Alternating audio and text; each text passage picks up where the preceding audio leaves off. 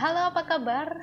Hari ini saya mau sharing tentang apa yang harus kita lakukan kalau anak kita suka membantah.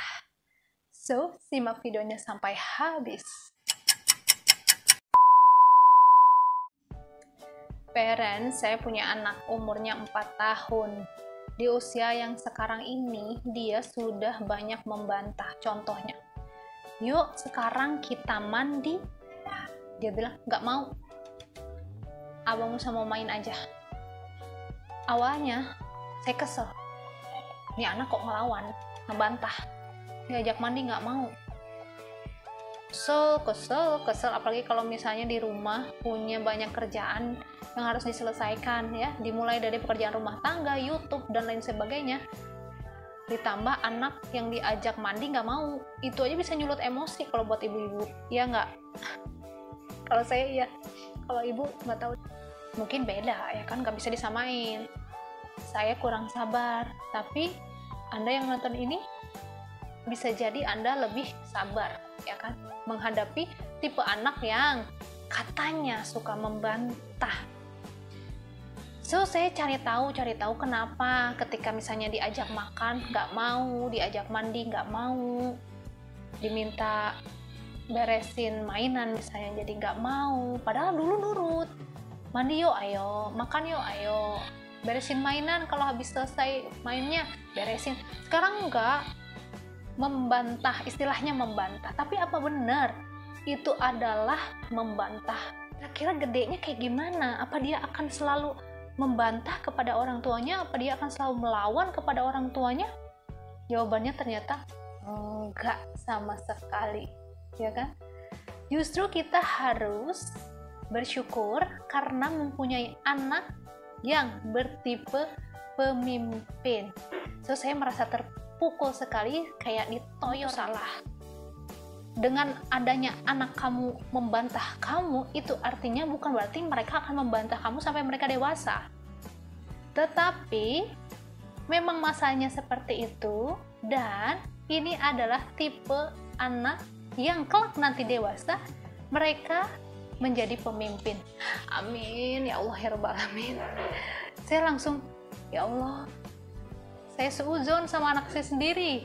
So, yang pertama dilakukan adalah kita harus banyak bersyukur kepada Allah, karena kita dianugerahi seorang anak dengan tipe calon pemimpin. Kalau kita awalnya sudah bersyukur, maka kita akan lebih bisa bersabar ketika menghadapi mereka, ya kan? Kita bisa jadi lebih bersabar ketika kita mendidik mereka. Benar-benar ini ilmu yang sangat luar biasa. Oke, saya salah, saya harus berubah nih ketika anak saya membantah apa yang saya katakan. So, saya harus mengingat bahwa saya harus bersyukur kepada Allah. Dengan seperti itu, ya benar, saya menjadi lebih bisa menghadapi Musa dengan lebih tenang, karena tahu basicnya. Ya, seperti ini. Di balik sifatnya yang tidak mau diatur saat ini itu, sebenarnya di kemudian hari dia mempunyai basic seorang pengatur atau pemimpin. Saya jadi ingat perkataan ayah saya ketika menyaksikan cucunya ngatur-ngatur, merintah-merintah, melawan segala macam. Hal yang dikatakan oleh ayah saya bukan, kamu ya kok tambang, kamu ya kok nakal, kamu kok nggak nurut sama ibu kamu, bukan. Tapi wow, ini anak nanti besarnya jadi pemimpin. Saya waktu itu nggak kepikiran ke situ malah, tapi ayah saya bicara seperti itu. Jadi ini anak suka ngatur, nanti gedenya jadi pemimpin. Dan ketika saya membaca bukunya Ayah Edi, wow, ternyata apa yang dikatakan ayah saya benar, dan saya sangat mengamini. Semoga kelak nanti Musa bisa menjadi pemimpin yang baik. Apakah itu pemimpin apa juga nggak tahu ya, minimal menjadi pemimpin keluarganya yang baik. Jadi begitu. Iya, saya ingat bener ayah saya ngomong kayak gitu. Nah, kenapa anak kok bisa membantah atau membangkang? perkataan orang tua karena adanya perbedaan pendapat antara orang tua dan anak. Orang tua ingin anak balitanya melakukan A, sedangkan si anak balita ingin melakukan B. Jadi beda pendapat, otomatis timbullah konflik itu, ya kan, antara orang tua dan anak. Jika kita tidak tahu basicnya, ilmunya, maka kita akan pasti keluarlah sumpah serapah dari mulut kita. Kamu ngelawan orang tua kecil-kecil, pasti keluar dari mulut itu kata-kata kasar, kata-kata kesal, marah. Dan yang namanya orang tua itu pasti otoriter, pengen diikutin.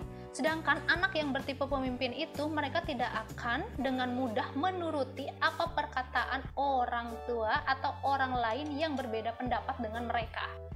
Jadi ketika berbeda pendapat, mereka tidak akan menerima begitu saja. Mereka butuh alasan lain kenapa mereka harus melakukan itu.